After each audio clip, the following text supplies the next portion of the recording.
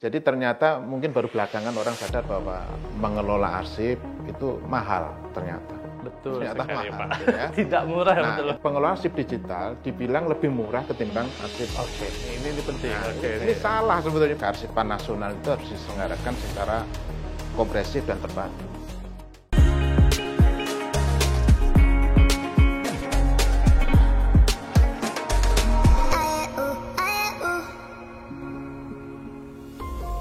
Arsip pemerintahan merupakan suatu hal yang penting dan harus dikelola secara baik.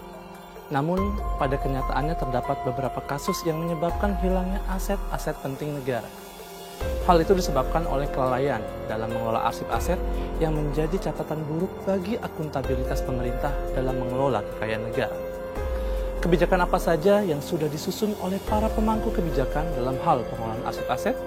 Dan apakah pengelolaan arsip aset sudah sesuai dengan kaidah kearsipan? Inilah tema showcase kita kali ini, arsip dan aset negara.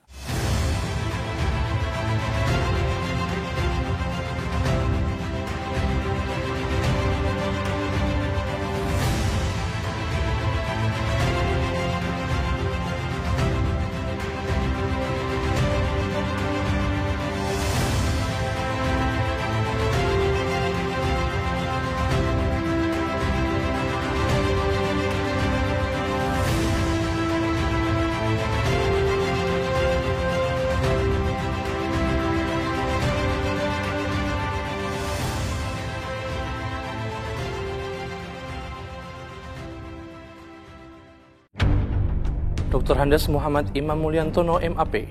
Beliau lahir di Rembang 1 Desember 1965.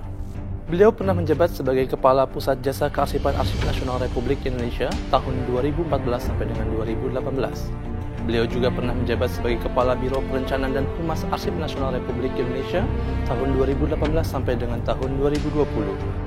Beliau juga pernah menjabat sebagai Kepala Pusat Data dan Informasi Arsip Nasional Republik Indonesia tahun 2020 sampai dengan 2022. Dan saat ini, beliau menjabat sebagai Direktur Kearsipan Pusat Arsip Nasional Republik Indonesia.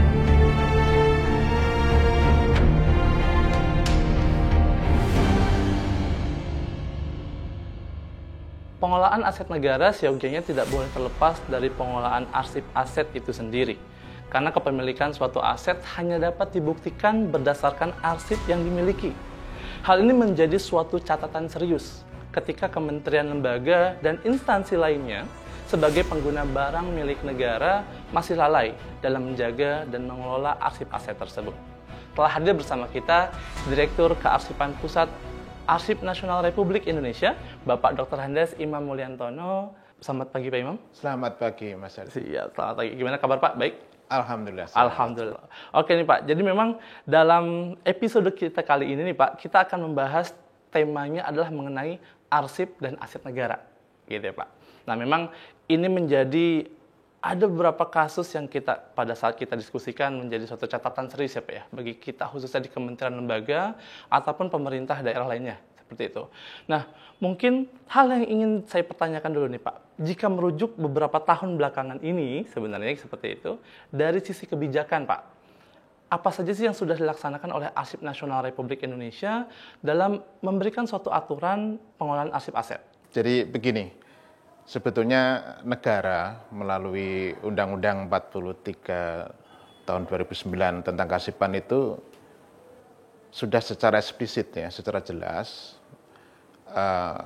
bagaimana seharusnya negara mengelola arsip untuk banyak tujuan. Nah, salah satunya, dan itu sudah diulang-ulang di dalam undang-undang tersebut adalah bahwa arsip itu terkait dengan pelindungan kepentingan negara dan hak keperdataan rakyat.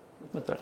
Dari situ saja sudah tampak ya bahwa arsip itu melekat pada kepentingan negara dan hak rakyat. Jadi begini, sebetulnya negara telah memiliki kebijakan yang jelas tentang hal yang terkait aset melalui Undang-Undang Nomor 43 Tahun 2009 tentang kearsipan.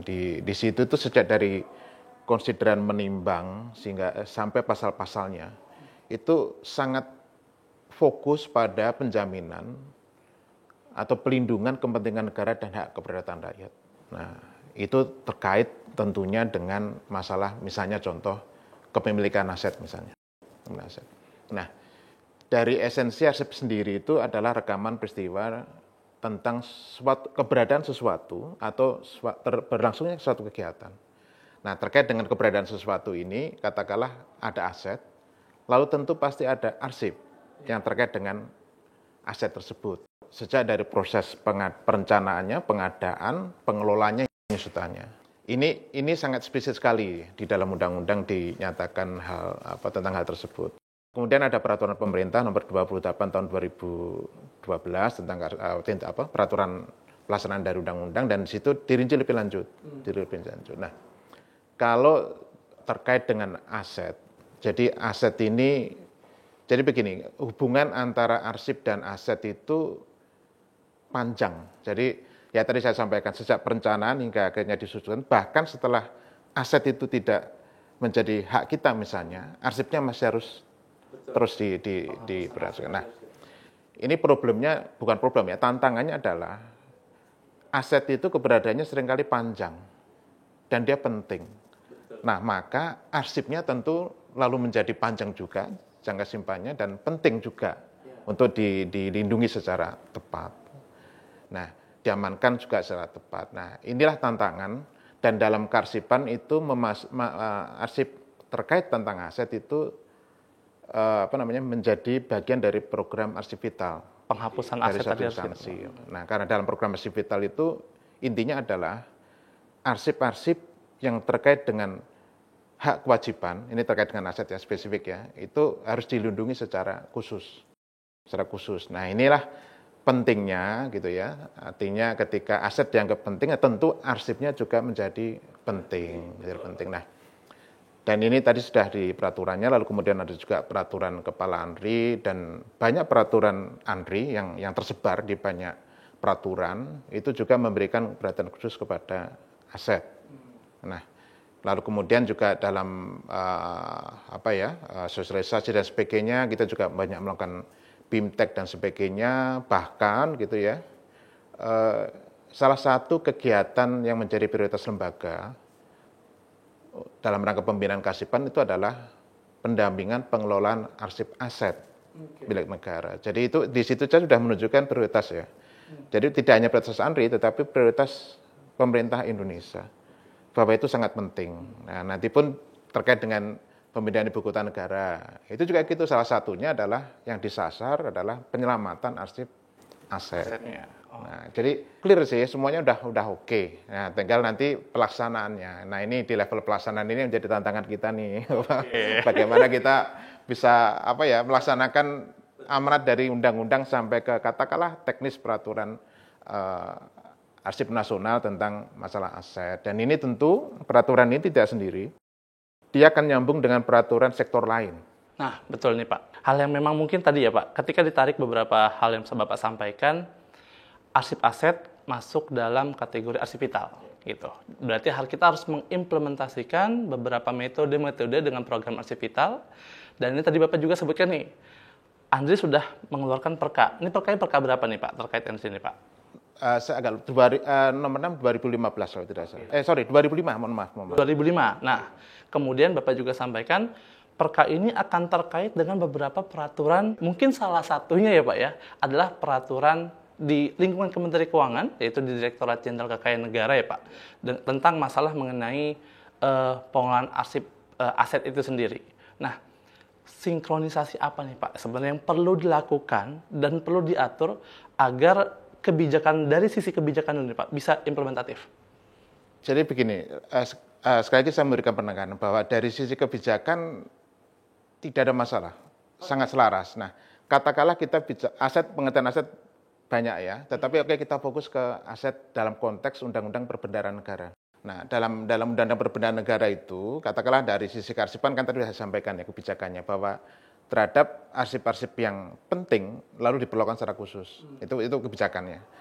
Dari sisi perbendaharaan negara ternyata di pasal 52 Undang-Undang 1/2004 yang nggak salah ya, tentang perbendaharaan negara itu ada amanat bahwa siapapun yang memiliki tanggung jawab tentang perbendaharaan negara harus melakukan penata usahaan ya, betul. Perbendaharaan negara. Nah, ternyata dalam penjelasan pasal 52 dinyatakan bahwa yang dimaksud dengan peraturan perundangan berlaku adalah kearsipan. Oke. Ini di level undang-undang udah nyambung. Ya, level undang-undang nyambung. Nah, kemudian yang saya tahu, saya cermati juga dari Undang-Undang Perbendaharaan Negara turun ada peraturan pemerintah, gitu ya. Terus kemudian dari peraturan pemerintah tentang terkait dengan penatausahaan, lalu kemudian ada PMK 2018, 2015 kalau nggak salah ya. 2015. Itu di situ juga sudah sangat diatur, gitu ya. Nah, kami memang karena sesuai dengan tugas bidang masing-masing, gitu kan, kami fokus kearsipan, sementara di turunan dari Undang-Undang Perbendaharaan Negara di PMK 2018 itu ya cenderung menghubungkan data tentang keberadaan aset. Oke. Nah, jadi ada irisan di situ. Nah, Oke. jadi akhirnya ini kalau dari sisi peraturannya udah nyambung nih. Nah, ini memang kalau saya sudah cermati lebih lanjut, memang perlu ada perlu ada tanda petik ya, pengaturan lebih lanjut supaya nyambung nih. Jadi artinya dari sisi kepentingan dari karsipan masuk, kepentingan dari pengelolaan aset BUMN pun masuk. Oke. Nah, ini kemarin sempatlah saya bincang-bincang dengan teman-teman DJKN gitu ya di Kemenko, dan kita kayaknya perlu duduk bareng lagi nih untuk coba peraturan sudah ada, tapi bagaimana ini menjadi gerakan bersama. Ya. Gitu kan. Jadi kan kalau era sekarang ini kan nggak ada namanya ekosektoral jalan sendiri. Betul Pak. Kolaborasi justru harus wajib, kita tingkatkan. Wajib. Betul. Nah, jadi kita bicara tentang arsip aset negara, yaitu tanggung jawab bersama Kementerian Keuangan dan Arsip Nasional. Nah, jadi kita bersama melakukan pembinaan, bersama kita melakukan pendampingan. Karena kan toh gitu ya, yang kita urus adalah aset negara, bukan aset masing-masing instansi. Betul. Jadi clear sih Mas, masalah kebijakan udah aman ya Pak. Oke, siap. Oke, ini rekan arsip sepertinya nih memang pembahasan kita akan semakin seru nih ya terkait masalah arsip dan aset negara. Tapi kita rehat dulu setelah informasi yang berikut ini.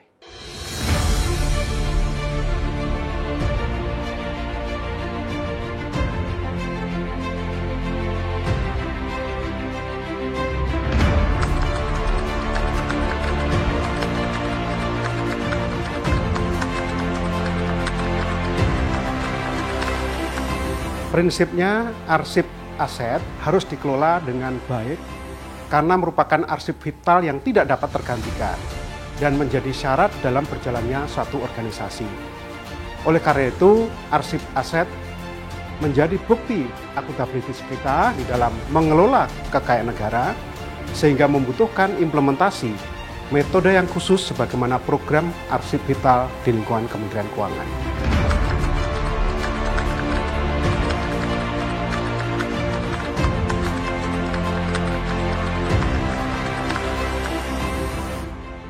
Tertib administrasi aset meliputi pencatatan, pengklasifikasian, dan rekapitulasi aset itu sendiri.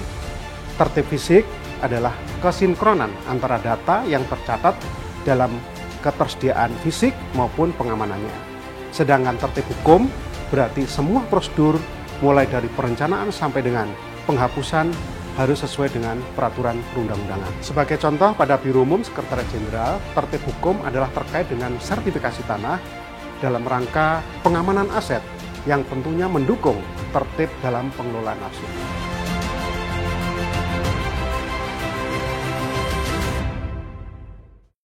Oke, rekan arsip. Tadi memang kita sudah membicarakan beberapa hal mengenai dari sisi kebijakan dengan Pak Direktur ya Pak ya. Kemudian hal yang mungkin nanti nih Pak, yang ingin juga muncul beberapa pertanyaan dari teman-teman di level baik kami dari sisi pengguna ataupun nanti pengelola ketika dikaitkan dengan arsip nasional. Dari sudut pandang sebuah lembaga kearsipan nasional, dalam hal ini arsip nasional ya Pak ya. Apakah memang pengelolaan arsip aset ini sebenarnya perlu dilakukan suatu sentralisasi atau desentralisasi nih Pak di masing-masing unit dengan kondisi yang ada saat ini ataupun ntar kondisi di masa yang akan datang dari sudut pandang dari arsip nasional? Ya, jadi begini, lagi-lagi saya kembali ke Undang-Undang Kearsipan. Di situ dinyatakan bahwa sejak awal dinyatakan bahwa kearsipan nasional itu harus diselenggarakan secara komprehensif dan terpadu. Artinya semangat itu sudah dipahami sejak awal, bisa dinyatakan sejak awal, dan karena apa? Objek dari penyelenggaraan kearsipan adalah arsip milik negara, arsip negara. Nah, lalu kemudian di dalam perkembangannya lah ya, dalam perkembangannya ini terkait dengan masalah isu apakah sentralisasi ataukah desentralisasi. Kita juga perlu belajar dari euforia otonomi daerah yang di tahun ya dulu awal reformasi. Nah, ternyata begini. Sebelum kita mengkhusus ke arsip aset ya. Siap. Arsip secara keseluruhan. Ya, jadi arsip secara keseluruhan itu ada beberapa yang harus kita cermati bersama ya. Jadi ternyata mungkin baru belakangan orang sadar bahwa mengelola arsip itu mahal ternyata. Betul. Ternyata mahal gitu ya. Tidak murah. Nah, betul. itu satu ya. Nah, ini kami cermati juga di praktek di belahan negara lain itu katakanlah pada pemerintahan tingkat federal atau pusat itu tetap saja mereka memiliki depot-depot regional. Artinya apa? Ya terpusat. Ya. Lalu kemudian kedua, tantangan berikutnya adalah Indonesia itu tropis. Daerah tropis. Nah, saya kebetulan pernah berdiskusi dengan para tokoh kearsipan, misalnya kalau Lusana Duranti, Profesor Duranti dan sebagainya, itu mereka ternyata memberikan perhatian khusus kepada pemeliharaan preservasi arsip di negara tropis.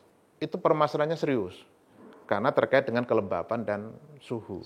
Betul Pak. Maka gitu kan, katakanlah ya, dulu kita diajari teori kearsipan begini, dinyatakan begini. Untuk arsip aktif atau nanti akan menjadi statis, cukup tidak perlu pakai AC gitu ya, karena bla bla bla bla. Itu ternyata hanya cocok untuk negara yang barat ya. Barat, oke. Karena suhu, kelembapan oke. Indonesia kelembapan itu sampai 90 sekian. Oke. Suhu kita tahu sendiri sangat tinggi lah. Nah, ini potensi merusak arsipnya luar biasa. Maka kemudian kita harus mengupayakan infrastruktur yang menjaga kelembapan dan suhu. Nah, menjaga kelembapan dan suhu ini mahal ternyata. Kami pengalaman arsip nasional untuk arsip statis yang harus kami simpan sampai ribuan tahun. Nah, mahal. Nah, dua pertimbangan tadi saja sudah kita berpikir. Mana lebih hemat?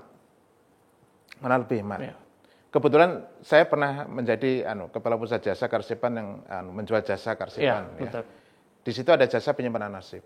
Setelah kita kalkulasi, itu memang lebih murah kalau instansi itu tanda petik tidak terbebani secara khusus, investasi secara khusus, menyediakan infrastruktur untuk penyimpanan arsip. Oke. Ini umum ya, masih umum. Ya. Terkait dengan arsip aset lebih parah lagi, tanda petik lebih parah lagi. Karena apa? Arsip aset akan disimpan jangka panjang. Betul. Ketika ada sebuah bangunan umurnya ratusan tahun, ya arsipnya juga akan ratusan tahun. Betul. Ya, tentu ada sisi lain BUMN yang aset BUMN yang hanya sebentar setahun 2 tahun. Ya, tetapi kan ada yang panjang. Artinya apa? Ada tuntutan untuk mengelola arsip ini juga jangka panjang. Satu, retensi penyimpanannya panjang. Kedua, tingkat pengamanannya juga cukup harus tinggi untuk arsip aset.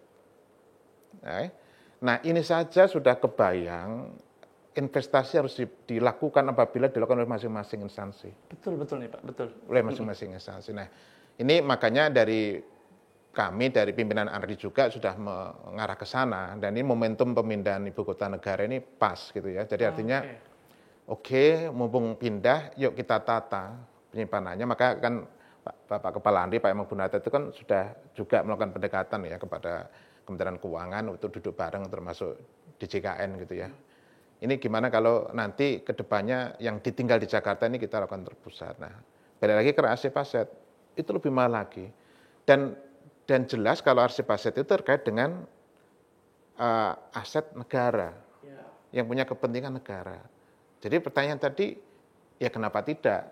Cuma saya lebih cenderung menggunakan kata pengelolaan terintegrasi. Pengelolaan terintegrasi, oke. Karena masih banyak orang yang sensitif dengan kata-kata sentralisasi.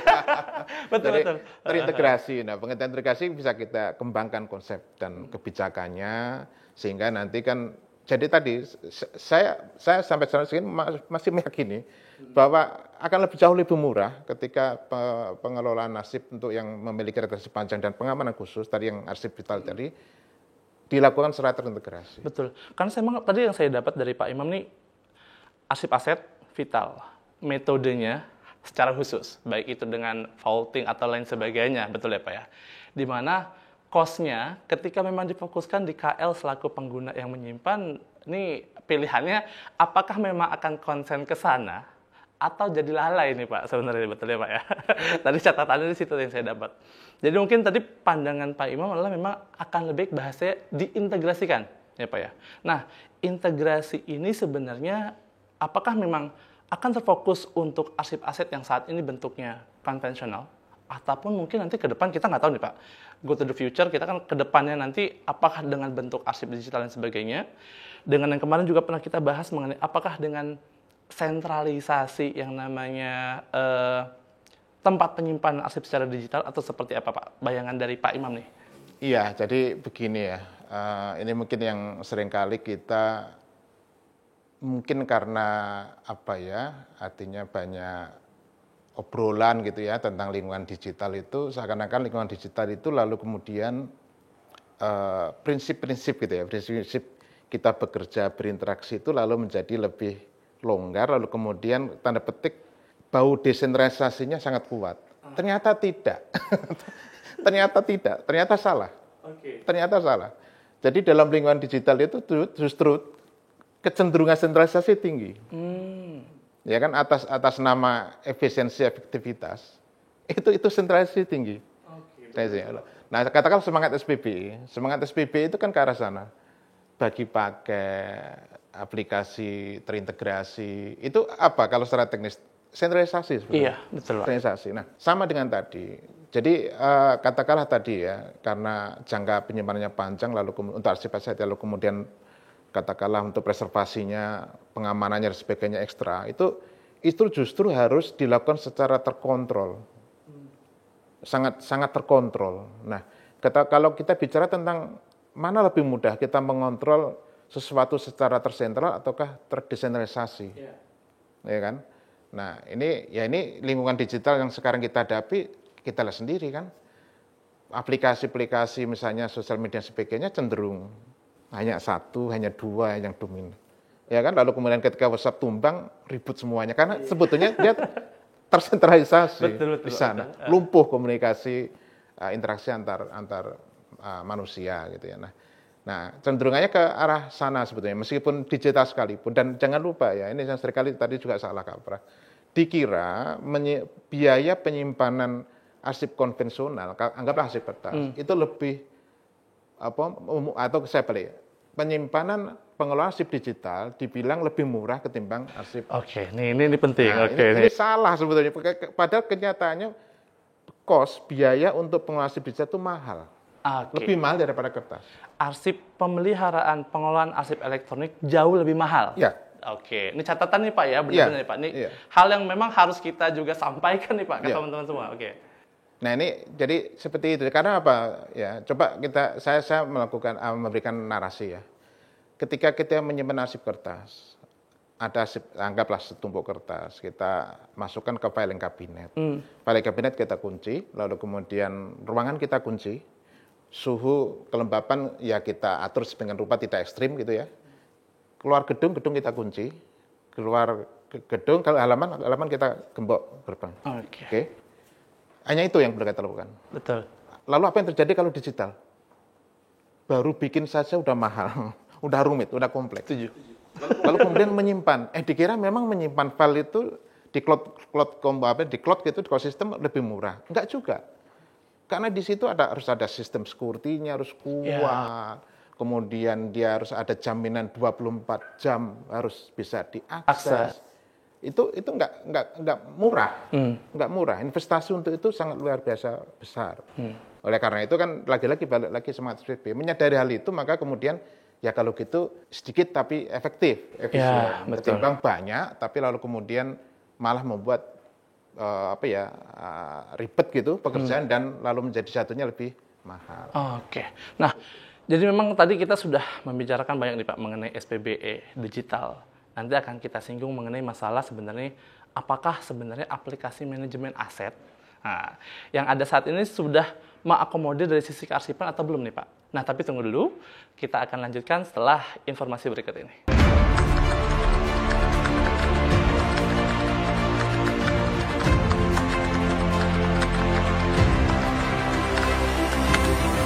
Seperti Seperti halnya setiap warga negara yang harus memiliki identitas, demikian pula dengan aset. Jika warga negara memiliki akte lahir dan KTP, maka aset memiliki dokumen berupa sertifikat, penetapan status penggunaan, BPKB, dan lain-lain. Itu semua merupakan bukti kepemilikan atas aset yang di dalamnya mencatat mulai dari awal perolehan, penggunaan, hingga pada akhirnya penghapusan. Dikarenakan siklus hidup aset memiliki proses yang sangat panjang, maka arsip yang dikelola dengan baik akan memudahkan dalam pengelolaan aset.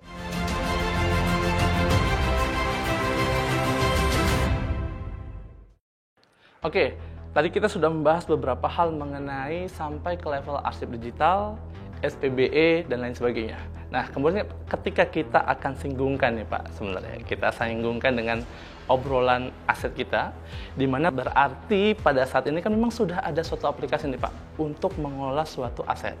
Kalau misalkan dilihat di lingkungan Kementerian Keuangan, dalam hal ini adalah Direktorat Jenderal Kekayaan Negara, itu selaku pengelola aset di negara kita. Sudah memiliki aplikasi Sistem Informasi Manajemen Aset Negara, atau kita bisa singkatnya SIMAN nih Pak. Nah, dalam pengelolaan aset negara ini sebenarnya bagaimana nih Pak mengimplementasikan aturan kearsipan ke dalam aplikasi tersebut? Kemudian apakah memang sebenarnya ada hal yang sudah termaktub, sudah diakomodir, atau ternyata belum dari sisi kearsipan? Gimana Pak? Jadi begini, mungkin saya akan memberikan ilustrasi umum dulu ya. Jadi sebuah aplikasi itu dibangun pasti karena ada tujuan, ada Kebutuhan, transaksi, ada layanan yang perlu diberikan. Gitu. Nah, itu pasti. Nah, kalau dari sisi kearsipan sebetulnya ketika aplikasi dibangun untuk tujuan tertentu, itu pasti di situ akan tercipta arsip pada dasarnya. Dan dia juga mengelola arsip untuk layanan itu.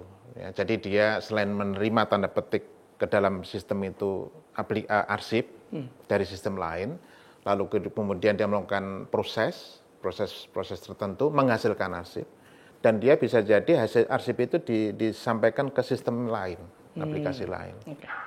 Terkait dengan SIMAN tadi, jadi saya yakini di situ pasti ada layanan yang diberikan dan pengelolaan aset sendiri itu kan suatu urusan tertentu gitu ya, tertentu. Nah, kita mencermatinya dari sisi kearsipan. Jadi sebetulnya kan kita bertanya gitu ya, kita identifikasi di dalam SIMAN itu, di dalamnya ada tercipta arsip apa saja. Lalu kemudian setelah itu kita pikirkan ada 3 opsi. Ya, ini sebetulnya tidak hanya dengan SIMAN ya, tetapi dengan aplikasi yang lain ya, 3 opsi. 1, bisa jadi SIMAN itu menghasilkan arsip, lalu kemudian arsip itu disimpan oleh SIMAN, arsip itu disimpan, tetapi kontrolnya dilakukan oleh aplikasi kearsipan yang lain. Oh, okay. Ya, katakanlah konteks Kementerian Keuangan gitu ya, SIMAN, arsipnya dikontrol oleh Sinadin, katakanlah begitu. Jadi opsi pertama. Siap. Jadi arsipnya masih di SIMAN. Yang kedua, SIMAN menghasilkan arsip, lalu arsipnya tanda petik dikirim ke Sinadin. Oke. Ya. Transfer data berarti ke Nadin. Jadi dia terbebas dari penyimpanan kearsipan. Ya. Siap. Kemudian yang opsi ketiga adalah ya SIMAN sendiri dilengkapi dengan fungsionalitas kearsipan utuh. Oke. Katakanlah kalau kita orang kearsipan paham kan, arsip itu perlu diregistrasi, perlu diberkaskan, perlu dikasih retensi, perlu ada penyusutan. Nah, itu semua fungsi itu ditambahkan di aplikasi SIMAN. Memperkaya modul yang ada di SIMAN berarti. Ya. Nah, meskipun tetap saja dia harus melaporkan data pengelolaan arsip dan keberadaan arsipnya kepada katakanlah tadi ya untuk konteks Kementerian Sinadin, atau kalau nasional nanti kita harapkan ke Srikan. Seperti itu opsi-opsinya. Nah, ini tentu perlu pendalaman gitu ya, perlu pendalaman mana yang lebih efektif gitu ya, efisien untuk kasus SIMAN. Karena berdasarkan telah yang saya pernah cermati, beda urusan, beda aplikasi itu beda nanti pilihan opsinya. Oke. Pilihan opsinya ya, bisa jadi misalnya contoh gini ya, misalnya ya, saya berandai-andai. di Siman sendiri itu pengelola BUMN-nya udah setengah mati untuk memanage keberadaan dan pemeliharaan dari aset. Betul. Oke, kalau gitu ya sudah, kamu fokus saja di situ. Kalau gitu arsipnya serahkan ke aplikasi lain untuk pengelolaannya. Bisa jadi seperti itu. Tapi misalnya ada aplikasi yang sifatnya arsipnya agak tanda petik rahasia, tertutup. Oke, ya kalau gitu opsi ketiga tadi, tanam fungsionalitas kearsipan di dalam aplikasi. Jadi arsipnya nggak kemana-mana, tapi dia tetap terlaporkan keberadaan arsipnya ke sistem yang lain. Jadi memang membutuhkan beberapa analisa Pak ya, Ya, dan ada preferensi yang akan berbeda terhadap suatu aplikasi gitu. Dan memang mungkin tadi yang Bapak sampaikan dari 3 opsi itu memerlukan suatu kajian tersendiri ya Pak ya, melihat dari pertama SDM-nya sanggup apa enggak nih Pak gitu ya. Sumber Mengelola daya ketika- lah, betul, sumber daya. Kemudian pada saat pengembangan aplikasinya akan jauh lebih mudah kemana ya Pak ya, mengkoneksikannya. Dan memang dari sisi aplikasi sendiri nih Pak, memang tadi betul Bapak ya sampaikan, ada banyak sekali aplikasi selain Siman, mungkin juga masalah keuangan, ada aplikasi Span lain sebagainya, Sakti lain sebagainya, yang harus difokuskan kemana sebenarnya nanti arah arsipnya, seperti itu. Nah, kembali ke tadi nih Pak, masalah mengenai ketika dia menciptakan suatu arsip di Siman khususnya, sebagai arsip vital.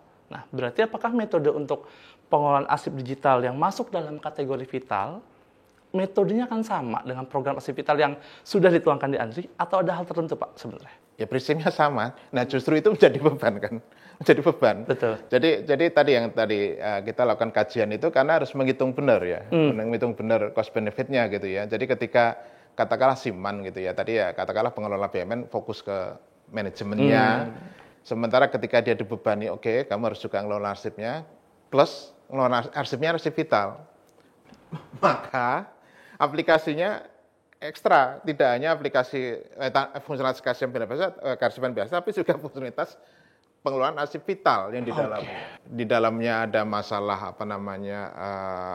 tadi masalah pelindungan dari bencana, dalam keadaan darurat, jangka penyimpanan panjang dan sebagainya. Nah, ini perlu pendalaman lebih lanjut ya, karena ya ini sih kita harus start ya. Tidak hanya di aset, tetapi pada semua sektor urusan di pemerintahan dan negara kita ini harus kita cermati benar arsip. Nah, karena selama ini kita orang arsip kan kurang ini ya. Kita lalu sering terperangkapnya di arsip kertas, media kertas. Yang digital kita agak kurang perhatian. Nah, ini katakanlah ya kita bicara saat ini, oke, bisa saja masalah arsip aset kaitannya dengan Siman kita jadikan ya langkah awal coba kita lakukan. Jadi sehingga dengan begitu maka ketika Siman di dalamnya arsipnya sudah terkelola dengan baik, ini 2 undang-undang sudah selesai loh. Betul. Undang-undang kearsipan dan undang-undang perbedaan negara clear, itu kan. Ya, itu tugas bersama. Oke, siap. Wah, ini rekan arsip banyak sekali informasi yang sudah kita dapatkan dari Pak Direktur terkait masalah mengenai arsip dan aset. Nah, mungkin this is the last statement nih Pak. Mungkin apakah Pak Direktur ingin menyampaikan suatu closing statement ke rekan-rekan arsip sekalian terkait masalah arsip dan aset negara ini sendiri? Oke, jadi intinya begini. Kita ini harus mencoba memperluas komitmen kita dalam pengelolaan arsip. Kita harus mendasari apa yang kita lakukan dengan kesadaran bahwa yang kita kelola adalah arsip milik negara. Artinya kita berjuang pada sesuatu level kepentingannya negara. Nah, ayo mari kita bersama-sama berkolaborasi untuk melaksanakan tugas mulia itu. Saya kira itu. Oke, siap. Wah, terima kasih Pak Imam sudah berkenan hadir dalam obrolan kita kali ini. Semoga seluruh kementerian, lembaga, pemerintah daerah, dan beberapa instansi lainnya di Indonesia mulai sudah berfokus nih terhadap pengelolaan arsip aset yang sebenarnya masuk dalam kategori arsip vital, gitu. Sehingga pengelolaan aset kita dapat menjadi semakin baik dan akuntabel. Sehat selalu untuk rekan arsip. Terima kasih telah menyaksikan. Tetap di Ngosip bukan gosip, karena kita bicara fakta bukan cuma kata-kata. Assalamualaikum.